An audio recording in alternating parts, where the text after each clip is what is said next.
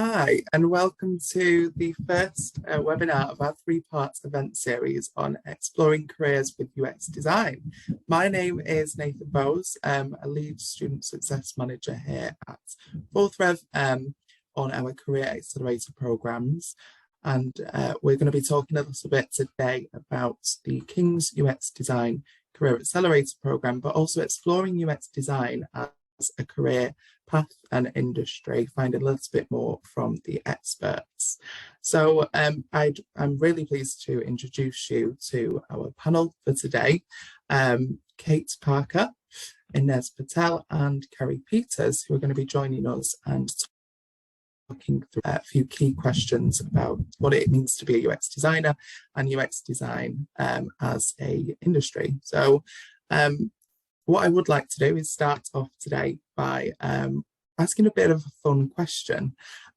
So my question to the panel, and hopefully you can answer this for me, is what would your superpower be and why? So Kate, if we could come to you first, please, to introduce yourself. Hi Nathan, thanks. So yeah, quick introduction. My name's Kate Parker and I've worked in the design area for over 10 years now in product design, UX design, product management and also user research. I've worked in a lot of different industries, which has been very interesting, lots of variety to the problem spaces. And my current role at the moment is at a company called LiveScore, which is a sports media platform. And here I look after product design and user research. My superpower, I think it would be, I would love to be able to teleport anywhere in the world at any moment in time. I love traveling, but I hate the actual travel part of it. And I also have a lot of friends and family who live around the world, so being able to pop over for dinner or something like that would be amazing. Fantastic, thank you very much. No, I totally concur because that was going to be my answer. It's the commute, you know, if we can skip it, great. Thank you very much. Okay, Inez, over to you. Hi Nathan. Thanks. So my name is Inez. I've also got many years doing multiple different things, mostly in the finance and sort of behavioral change space of design. At the moment, I work as the design director for Absa, which is one of the 4 biggest banks in South Africa.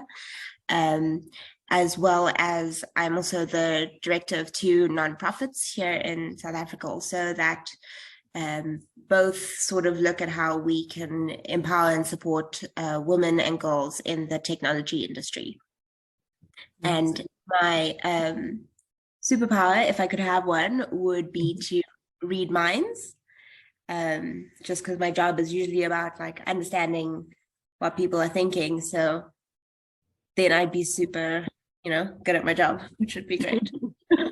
No, I love that. Thank you very much. No, that's great. How great would that be to actually know people's perceptions?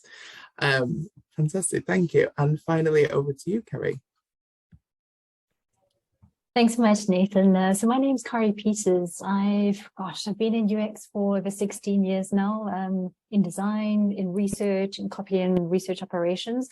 My specialty is really around research. That's what I focused the majority of my career around. I've been in a number of different industries as well. Started off in online media, been in fintech, been in travel. I think e-commerce was probably my favorite out of all of them though. A few years ago, I started with my own UX agency, predominantly focusing more on research called Factory E-commerce. I was really lucky that was acquired by a global digital marketing agency. So I took a bit of time off and did some traveling. And then I've just come back from spending 6 years in Amsterdam, where I was working for Booking.com. Joined a local company in South Africa called Luno, which is in crypto, and just launching my fresh UX Research Institute business now. So hold thumbs that goes well. Just in terms of my superpower, it really shows how much we think very similarly. Kate, I was going to say the same as yours. Inez, that was my second go-to. So I'm pushing down to my third go-to, which is I'm such a curious person. I walk past a house and I want to know the history of that house and the architect behind it. I want to look at a mountain and know about the history that happened at that place. I wish I had the ability to look at an object, whether it's a mountain or a house or whatever it is, and just be able to see, like in a video format, what the history is behind this thing, the life that's happened around this particular object. That would satisfy my curiosity. And that's it for me. Wow, that's a really interesting answer. I love that. And I totally get what you mean as well. It's so interesting. And thank you very much for your introduction. So pleasure to have you here with us today. And I'm really looking forward to talking a little bit more about UX design. Of course, we are here because we are launching the UX Design Career Accelerator program with King's College London, of which if anybody on the call would like to book in a call with our enrolment advisors to ask any questions whatsoever about the program, how to apply, anything at all, you can get in touch with our educational experts by following the link in the chat box just below. I believe it's just been posted, yeah, book a call in to find out more. But I guess to get us started, really we would like to know why you're here. So we do have a bit of a poll which we're going to be posting on the screen in a moment to give us a bit of an insight into why you're here. So if you can select one of the choices on screen whenever you're ready. I'm really keen to see why it is you've joined us today. Okay, so it seems a lot of you are wanting to switch career path to move into UX design, which is really interesting, and hopefully we can help give you a bit of answers to those questions that you might have, or give you a bit more insight into what it means to be a UX designer today as well. And lots of you starting in this field or wanting to start in this field, which is great. Fantastic. Okay, perfect. So I think we've got a lot of responses in now, so we can close that poll. And I'm going to share the results so that we can have a little look and see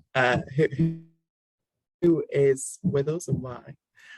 So yeah, lots of people switching career paths into UX design, which is fantastic. And a few people here who are just interested in the topic in general, which is great as well. Thank you very much. Okay, perfect. So I guess to come next, we do want to go through to our panel discussion. So we'll start our panel discussion in a moment, and I'm going to go through 3 core themes of some prepared questions that we have that hopefully you can answer today. And that should hopefully take us through then to the next segment of the session. So the first question that I have, and I would love to know what you think, is all about the day-to-day life of a UX designer. So thinking about the role, thinking about what it means to be a UX designer. And so what does the typical day of a UX designer look like? I can have a go at this one. So I think for me it's a really hard question because no one day ever looks the same, and that's what makes it so exciting and interesting. If we take it at a broad level, essentially what you're doing, if you've got a product manager who's trying to understand and decide what to build, as a UX designer, you're trying to figure out how to build it. So a lot of your day-to-day will be focused around thinking, getting to know the motivations and behaviors of your users, and then understanding the logic and the feasibility, thinking about user flows end to end. It's, for me, is less about the design that often a lot of people think about it being the last kind of component of the process, but it's all about that thinking and problem solving, and working with a lot of different people, stakeholders, customers, a lot of communication in the day-to-day of the role. Amazing. Okay, perfect. Thank you very much. I mean, you're totally right, of course, and there's so much that goes into the role of UX designer. And so I guess another question I've got on that is just what might be, or what is your favorite aspect of the role of a UX designer? Is there one? I can answer that one for you, Nathan. It's Yes. I think probably the one thing that energizes me the most is that collaborative vibe. There's this energy that gets going when you get a team together and brainstorming around particular solutions. So I think it's that facilitating co-creation designs, workshops, getting the team together all on the same mission, trying to solve the problems together. That the teamwork and the camaraderie that comes through that, the solutions that come out of those sessions, seeing what comes out of that as a team together probably is I think my favorite part of the entire thing. Amazing. Thank you. Yeah, no, I totally understand that. And you know, collaboration is key. In terms of, I guess, thinking of, you know, a day in the life, and that difficult sort of question with the ever-changing roles, how might the day in the life, or usual day in the life of UX designer, change as someone progresses throughout their career, you know, as they move to new opportunities? How might that look? I guess I can speak a bit to this one, which is it's a hard question, but I think in certain spaces, so in the area that I work, our progression path for a UX designer splits at some point, and the person would either choose to go down like a specialist route, or more of a people management route. So I think as you start to choose what kind of like focus you want to have in your career, that would then dictate like what you do more of or what you do less of. So in my case, I've gone into sort of more of a design leadership role. So like right now, I don't even know how to use Figma. Like it's just something I don't, you know, use. Like I see my teams doing it and all these fancy shortcuts and things like that, but that's not anything that I have been like focused on for the past few years. So yeah, I think in terms of like leadership, you often move away from the craft work, and you start thinking more about conceptual things and more strategy and future thinking stuff, which takes you further and further away from like the detailed work.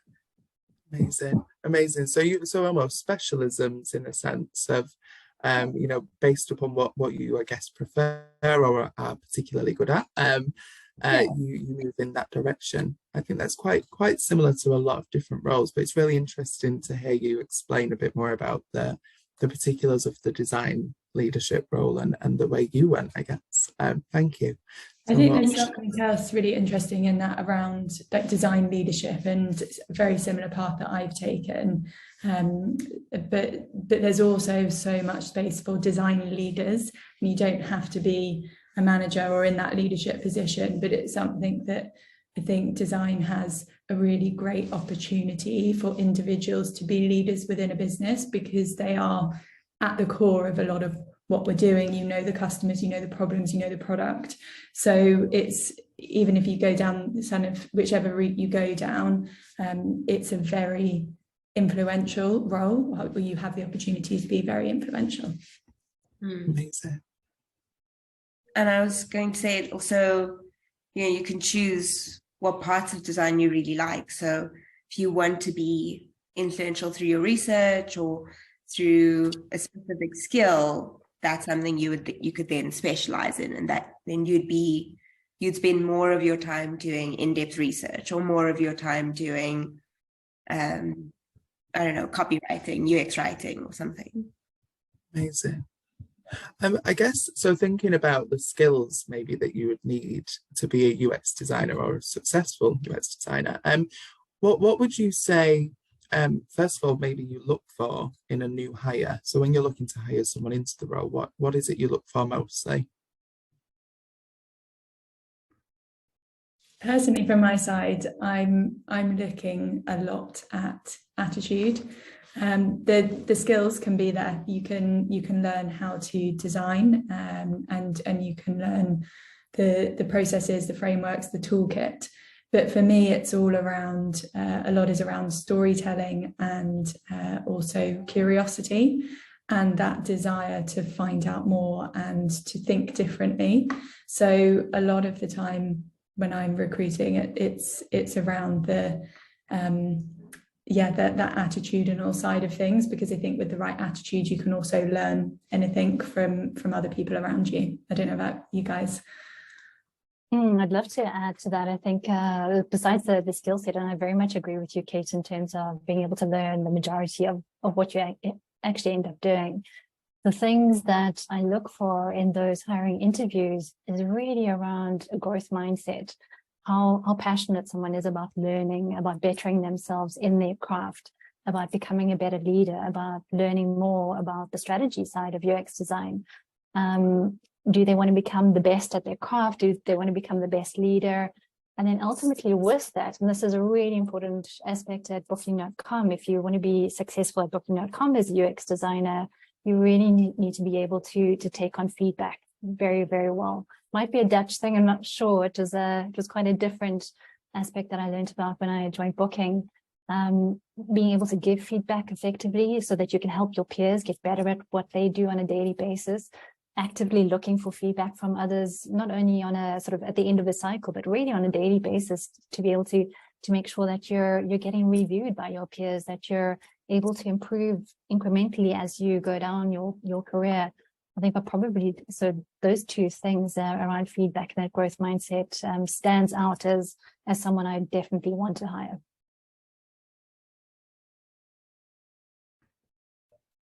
Yeah, absolutely. I think Nathan's just dropped off, so maybe we can carry on. I've got some other questions here. I think kind of linked to that,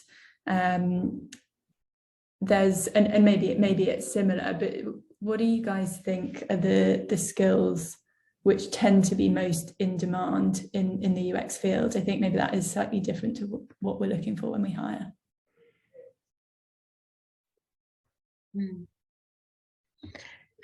I don't know about you guys, but I've found that a lot of people now are very interested in UX craft specifically. So the research side, the problem solving, the conceptual bit, and not many people are as interested in the UI craft of it, like really focusing on the details, nitty-gritties that you could get into. So recently I've been like, where are all the UI designs gone? Yeah.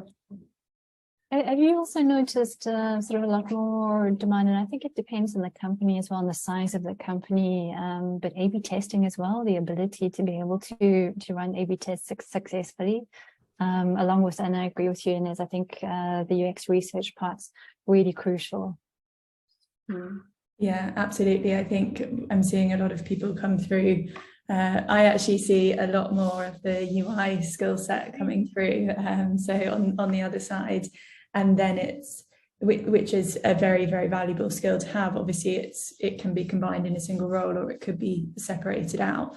But I think the thing that I'm always looking at, and maybe it's also my personal kind of passion, is more on the research side of things, is looking for people who have that capability to extract insights from data, whether that's qualitative or quantitative. But I think that's really, really important in then defining, like, how do you solve a problem if you can understand that. And it goes back to what we were talking about before, I think, around being curious and having that mindset. Do you guys think that those differ by industry at all? Yeah, for sure. I think that one thing I noticed is in the healthcare industry, really a lot more emphasis on understanding privacy laws for patients. I know in e-commerce, We always look at candidates who are coming in with online payment systems experience or shopping cart design. I think in the fintech industry also, there's so many regulations and different compliance rules that you need to abide by. So you need to have an understanding of that part of the industry. And then I think in gaming as well, there's so much more around engagement, what drives engagement. So I think it does really matter what skills you pick up, and if you're interested in a particular industry, to really hone in on those skills for that industry. What do you think? I think it's, I totally agree with you from a regulatory standpoint. Some of those industries, you know, there's red tape that you have to be aware of, and you've got to understand how that might limit or change the design and the solutions. I've worked in a lot of different industries, some that involve that, some that don't.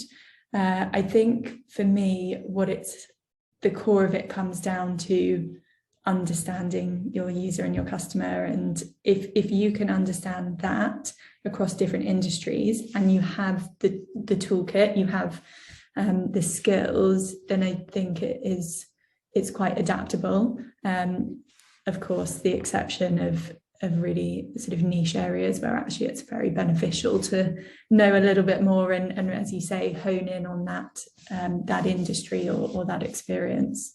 What do you think, Inez?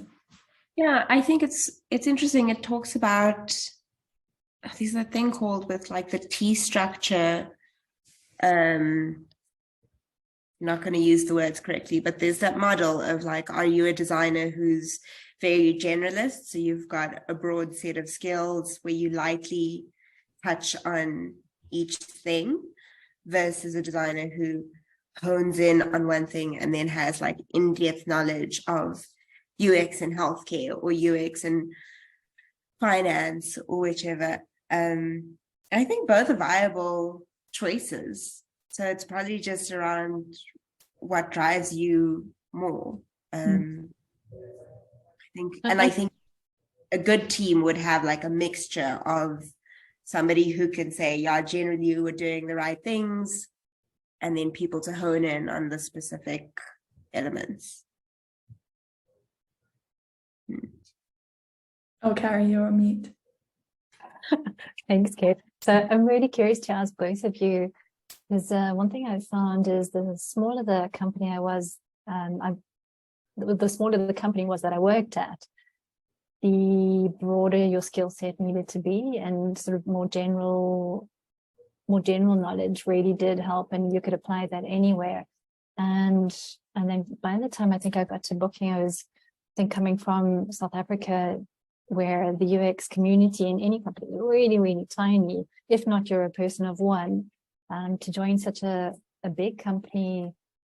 I noticed even then in the early days, it was very much a broad skill set. UX researchers being able to do mixed methods, UX designers who come from any industry weren't really specializing in anything. And the bigger the company grew, and the more specialized parts of the company became, they really, I think the entire hiring sort of mechanism changed to let's get specialists in on those particular areas, particularly in fintech.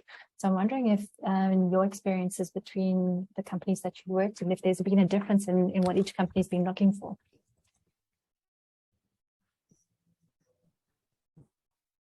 Kate, what about you? Or Inez? Yeah, go for it. Yeah. From my side, I think the skills that Kate talked about earlier is desirable. We talked about what we look for in people. I think that's pretty much still the same. We hardly ever say we specifically need somebody who can do X, Y, Z. Usually, I guess that would be like an immediate need. So we'd need to just get a contractor in. But if we're looking for people that we want to grow with and shape and help sort of grow their careers, it would be more the people, the person. Yeah, I think I've definitely found from personal experience working across like very, very small startups to larger corporations, then the variety of different activities that you get involved in and your breadth of skill. And I think that's something really important to consider when you're going into UX, like what type of company do you want to work for? Because the size of the team, the maturity of the product organization, the size of the company itself will all be things that impact how your role is shaped. And as you guys were saying, like whether it's broad or whether it's very in depth in a specific area and skill set. So really key considerations, I think. Okay, so we've spoken about the different skills that we look for and that you should have. What about the skills that are most underrated for someone to be successful in their UX design career? Good question. I don't know, but it feels like we know which are the underrated ones, and so all of us are actually looking for those. So the underrated, I guess, are usually less of like the tangible skills, or, you know, how many years of experience of research or how many tools you can use. It's more about what we are looking for generally. So yeah, I think the underrated side of it, often what I would say in a portfolio is you see a load of designs and, you know, that's brilliant, great, but how did you get there? And that's the really underrated part of it, that often, whether it's people coming in new to the role or whether it's other teams within a business, what their perception of product design, UX design is, and that early part of it, it's about ideation on what a solution could be, and what I mentioned at the beginning around feasibility and logic. And it's a bit more of that scientific part of design that is 100% essential to every bit of design, every product design that you work on, and can be overlooked as we just do that as part of the process and here's the end result. And I think that ability to talk through your ways of working and your thinking is really underrated. Yeah, Kate, you're really hitting a note for me there, because I worked with a lot of UX designers, especially introverted UX designers, who thought it was all going to be about UX design. And I think most of us would say maybe one underrated skill is empathy. But I think that's an expected skill. I think for the ability to communicate well and facilitation. You're going to be facilitating workshops often, so you've got to become confident in being able to do that and bringing people together to achieve those objectives as well. Yeah, Thanks, Dave. I think in terms of the skills, I mean we've covered a lot there, and I apologize I dropped off for a moment, but I captured most of it, so thank you. And in terms of, I guess, if somebody was, as we are all here, interested in moving or switching into a career in UX design, how might you look to benchmark a salary? Where would you begin in that process? Glassdoor. Sorry, Kate, you go ahead first. Always handy. Yeah, I think there are lots of different resources out there, and the salaries, I would say, what you can find publicly available tend to be pretty accurate. There are obviously certain industries that pay more and some that pay less. I mean, a classic one would be a fintech company would likely pay slightly more than another company. So there's that variation to think about. But I don't know, I think there's quite a lot of good information around salaries publicly available. There's a lot of research that has been done into it across the board and how that's changed over time as well. Amazing. I also think it's handy to reach out to people. I know that when I was moving to a new country, I had no idea what the research salaries were like. I didn't know what the cost of living was. So besides looking at PayScale and Glassdoor, and I think the US is really good about publishing the job ads with salaries now. I was bold and I reached out to people on LinkedIn and I asked about what the different ranges were, from research managers to research directors to researchers themselves, UX designers, and then same up to UX directors, and just really got a good idea within my network if if what was on those sites was really accurate. And I'm so glad I did that, because reaching out and networking like that opened up a lot of doors in opportunities that came up, that I've stayed in touch with those people. We've met at events. I've done projects with those people. So don't be afraid to do that as well. Yeah, I think that's something that's actually really nice about this role. Same with product roles, I think, is there really is a sense of community, and you can build up a lot of good friends and connections, whether it's people you worked with in the past or people that you meet. And there's so many great meetups. Ladies at UX is a good one in London, and Mind the Product, and those sorts of things are really good places to learn from people, but also just to even like sharing experiences and understanding how different industries, different companies deal with them. And often it's a case of thinking, okay, I'm not alone in this, and good to get that kind of comparison. I think in South Africa, it feels like it's not as standardized. So salaries are actually pretty hard to benchmark right now. I mean, I still get, so many people just will like randomly reach out and ask me like, do I think this is a fair salary? And it's so hard to answer, but definitely look at other companies that are the same size. So if it's at a corporate, go to a similarly sized corporate, like ask people from the same places, because I think that's where the biggest difference is. So company size will change. Yeah. Definitely. No, that sounds really interesting, and I think especially in terms of, as you said, about the sort of the fintech and you know, the differences there and how there may be differences, and I know with salaries, of course, you know, Glassdoor and all of those platforms are all really helpful to us, but it's definitely good to hear that from you. You know, you experience those to be quite accurate. Yeah, that's great. I think you know, if anybody on the call does want to talk a little bit more about sort of the salary bands of the role, or a bit more in depth, you can definitely use the link in the chat to book in with an enrollment advisor who might be able to help, particularly based upon your current skill set and where you are at the moment in your career. You know, because it definitely, as you say, it can depend a lot based on that and the skills available. Fantastic. And so I think we probably have time for one more quick question. And so to finish us off, I would really love to know which industry in particular, if you feel there is one, that seems to have the most opportunities available in UX design at the moment. Where is the demand? I'm seeing a lot in fintech and e-commerce at the moment, but this is me looking in the EU and a little bit in America.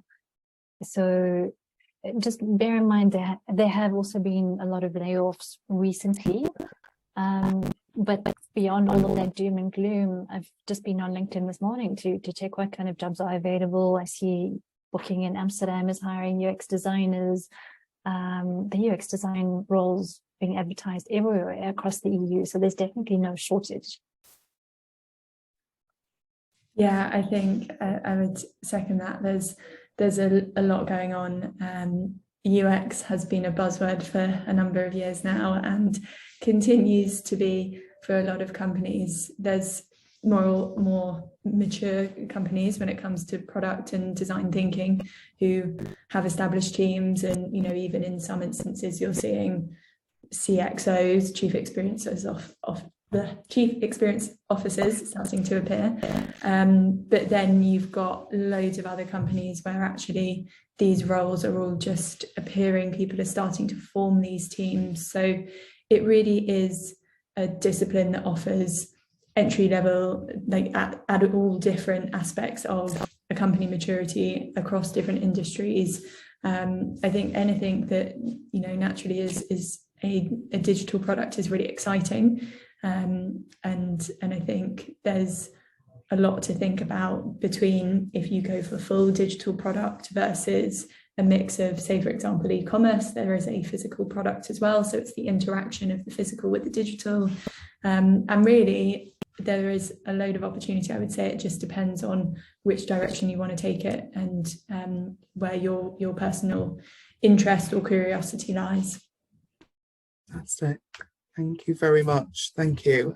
So I guess we've talked a lot, and I've positioned quite a lot of questions to you, and hopefully that's given a lot of insight. It's definitely for me. So I'd love to now, hopefully, ask a few questions of people who are here who want to know a bit more.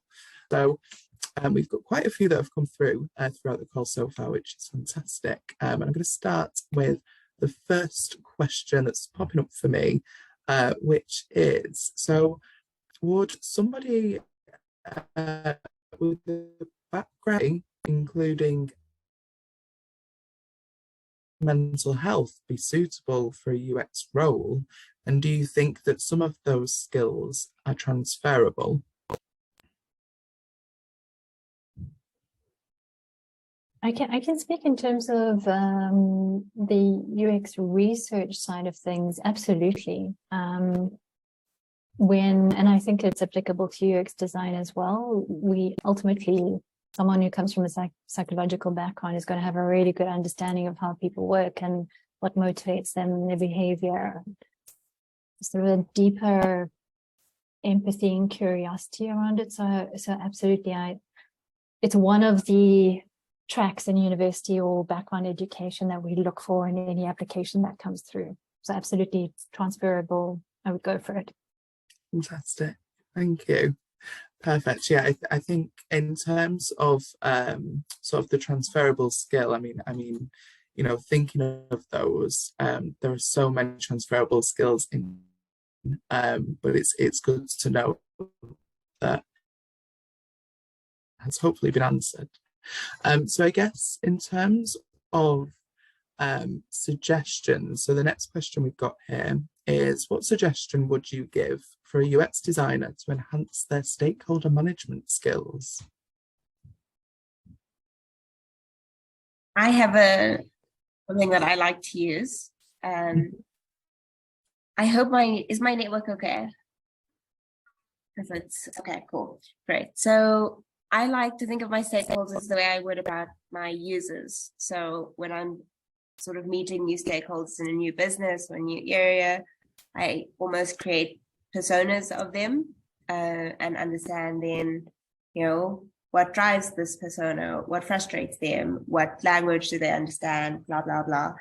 And then before I'm meeting with that stakeholder, I just review the persona. I'm like, who's this user? What am I trying to influence? And so instead of putting that work into a screen, it's just I put it into my discussion, like, and that helps me. Yeah, I think the knowing how someone likes to communicate is one of the key things. It's like, even at a basic level, if there was one thing you could do, is understanding, do they prefer to communicate via Slack, via email, face-to-face, on the phone? And if you can tap into that person's specific preference, then you're instantly, whatever message and you're trying to get across, or any discussion, it's going to be received in a much better way. Maybe that's even you go and grab a coffee with them, and that's the best way to have that conversation. But yeah, I totally agree. I love that idea, Inez.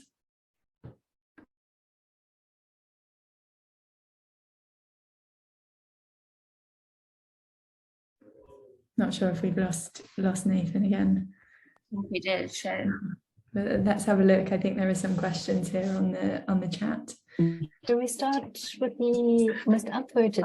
I think yeah. I think there's one by Sasha. What's the best way to break into UX without doing a paid for course? A painful course.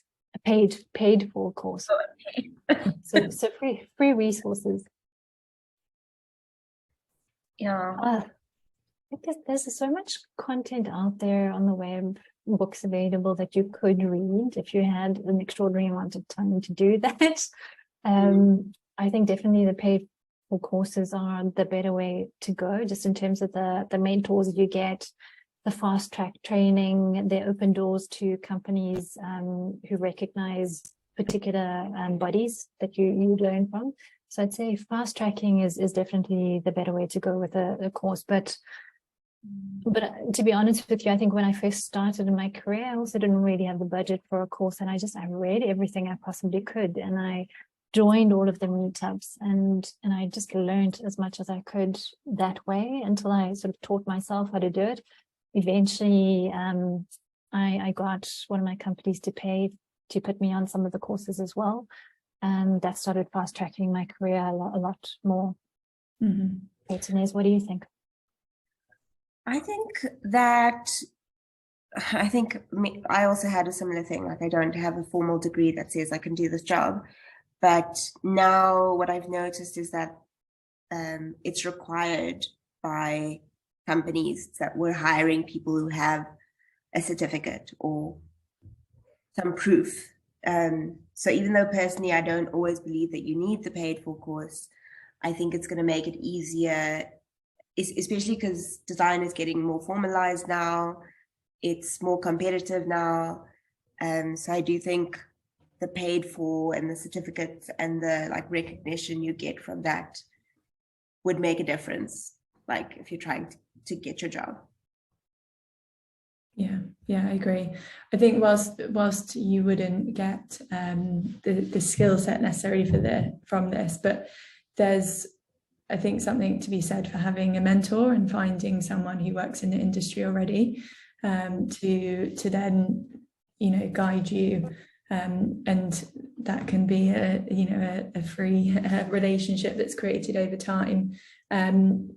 Alternatively, in your company at the moment, if there is a UX team, I think, I don't know what you guys think, but wherever I've worked, I've found that anyone who shows an interest, I'm like, yes, let me teach you everything, and I want you to be a part of this. And it's often worth asking that of departments within your company already, if you can even just shadow or get involved in something, or I think that's also means it's an applicable way of learning, because you're in the business and you're faced with real business problems.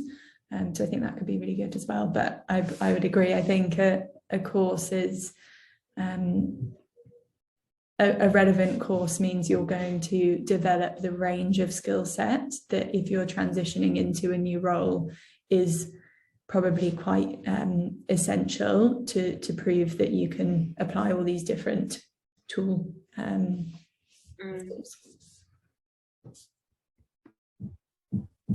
Fantastic. Thank you. And I guess, so we've got a next question of Alicia in the chat. So she would like to know, when hiring, do you already look for people who have UI, UX portfolios, websites they may have made, things like that? Or would you consider people who don't have a big UX background already, but have perhaps been upskilling themselves in those demanded skill areas? So e.g. Figma.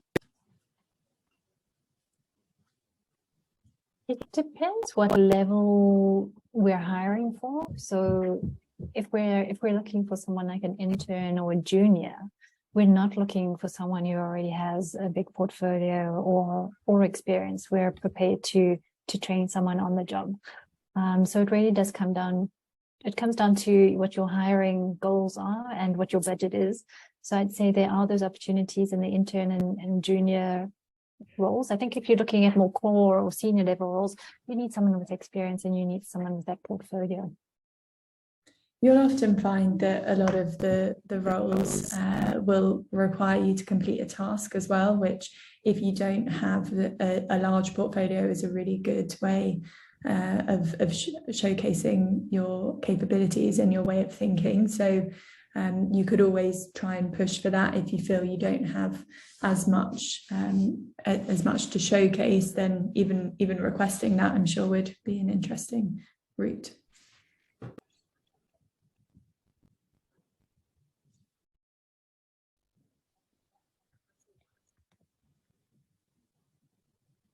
In case we've lost Nathan, let's move on to the next question. see, Anonymous, to what extent can you do UX work remotely and part-time and flexibly? I'm chronically ill, so interested in something like that. And I appreciate it varies company to company, role to role, but generally in your experience, I can quickly add something to that. So just to give you some background, I had a chronic illness many years ago, and I was in that exact situation. It depends where in the world you are. For example, the Netherlands is really supportive in terms of giving you time off if you have to take time out to recover. Still being able to do your job, they really bend over backwards to make that possible. So being able to work from home, to be able to fit the work in when you're able to, so you don't necessarily need to be at your job 9 to 5, but when you've got the energy to. So I think it depends on the company, how supportive the company is, the country that you work in, and what kind of supportive mechanisms are in place there. In South Africa, I know if you had a chronic illness, it's a very different story. You would pretty much not be able to continue. And then plus there's so many companies out there like remote.com, many companies that allow you to work from anywhere in the world part-time if you wish. So it's just really finding the right place. And I think the freelance community within UX is also pretty big. So that would allow you to be quite flexible with your hours. It's obviously got its challenges, but it is definitely an opportunity.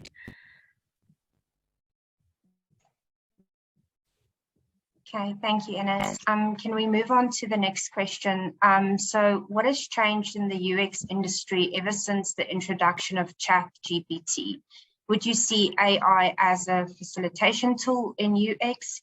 And what is the likelihood of UX designer roles being replaced by AI? Can I start by saying that ChatGPT helped me to prep for the session just a bit, like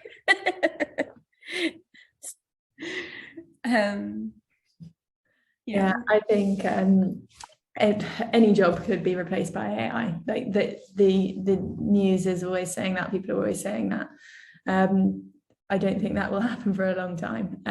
I see AI as being an enabler for our roles. Think about as one example, like ChatGPT, using it to write the perfect product copy for a specific part of your product. Maybe that's a really negative experience that you want to turn around, and rather than you sitting there and saying, right, I'm going to think about 10 different ways that I could write this, and then I'm going to test it out, and it's this whole long process, and maybe I need to ask a copywriter to help me, then you could go straight on that, get a few examples, test them, and it just makes your it makes you much more efficient and more agile. So I think that we should look to AI first of all in that way, as adding efficiency to our roles, and then secondly enhancing the products that we can build and the way that we think about the logic behind them. We can ultimately take out a lot of friction through using AI. I think the importance is to make sure it isn't one of those buzzwords and saying, oh, let's just use AI here, there and everywhere, but making sure it's considered. But yeah, I don't see it replacing the UX roles anytime soon. What do you guys think? No, I don't think so. I've tried to ask it to, like create me a customer journey map or come up with a strategy for this and that. It's never been good enough. So not yet close to like taking our jobs, but definitely like adding efficiency, maybe giving a foundation level of something to think about. But if you don't have the knowledge like in your head and you just presented what it did, I wouldn't be happy. Like it's not far from that. One thing we could have added early on when we were talking about skill sets, now that I think of it, the ability to use ChatGPT for the job, I think that's going to become a much more important, crucial skill going forward. Yeah.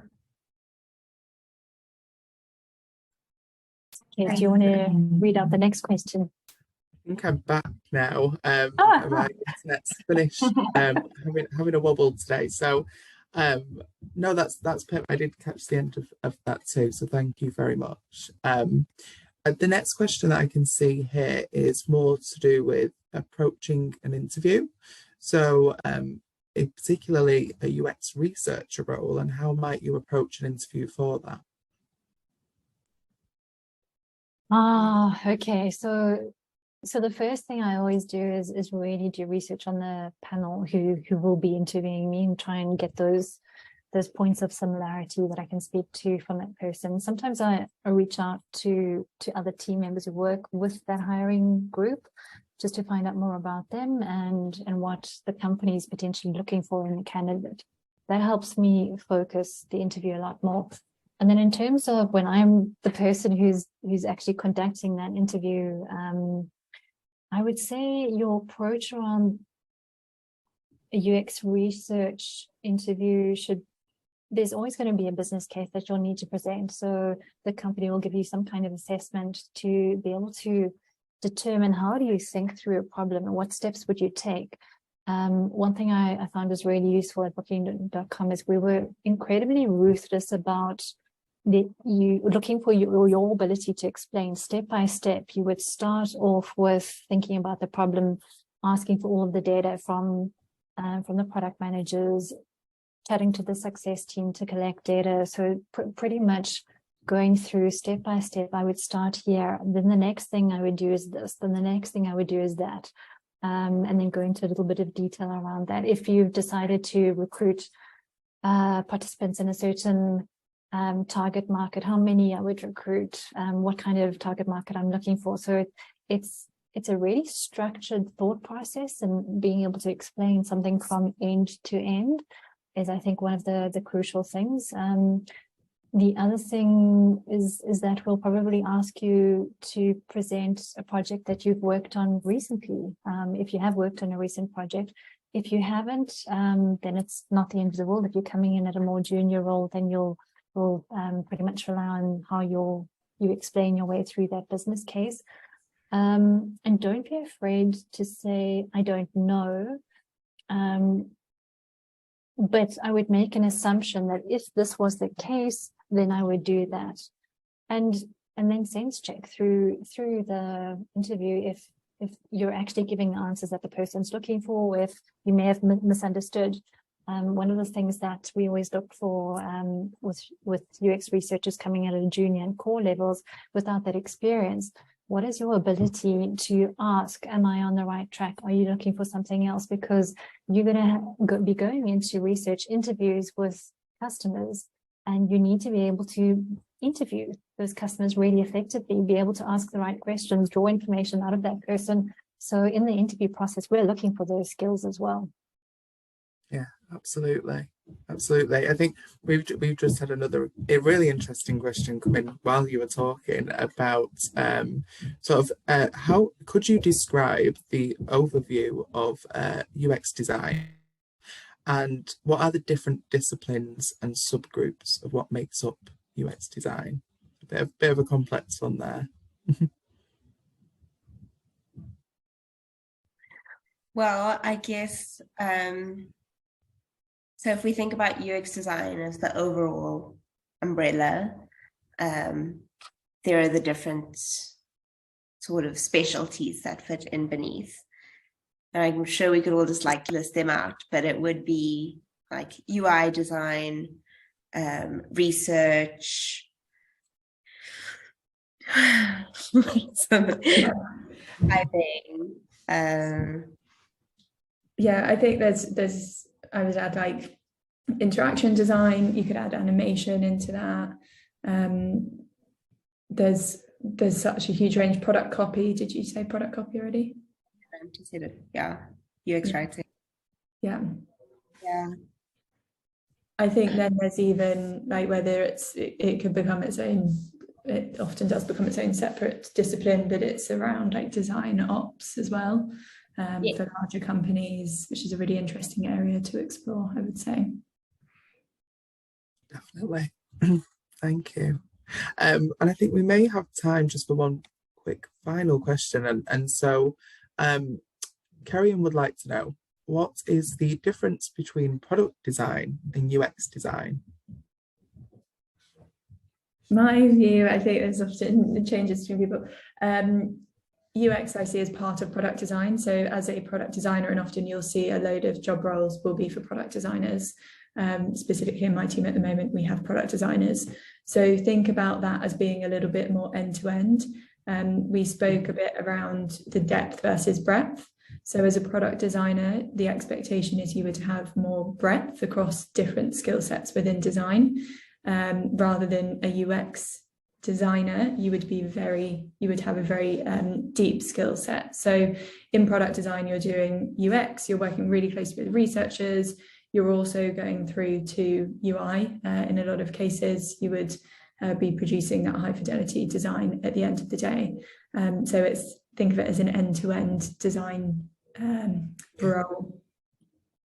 Amazing. Fantastic, thank you very much. And we are coming up to time now at 1 o'clock UK time. So thank you so much for your time.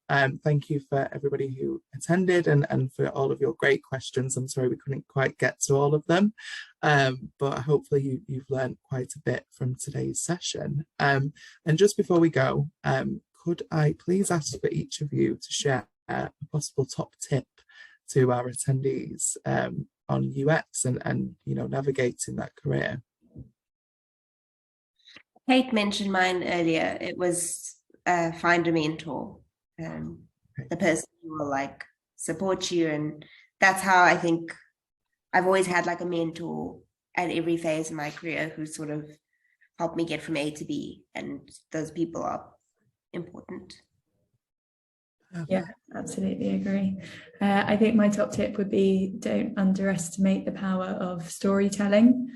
Learn how to tell stories, whether that's to your customers, about your product, to your stakeholders, to your team. It's really, really an important skill to get buy-in, and is one that's learned over time, but definitely start early and practice every day. And I think mine, I would like to reiterate growth, having that growth mindset in the interview process. One of the questions that often gets asked is, what books are you reading about UX design? What communities are you part of? So immerse yourself in all of that. Amazing. Thank you very much. All really good words of wisdom. And just before we close for today, we are, of course, launching the Career Accelerator program with Kings in UX design. And so if you do have any questions at all, please do hit the link and book in a call with our enrollment team to find out more. Thank you very much. Have a lovely rest of your day and take care. Bye. Thank you. Bye. Thanks, Nathan.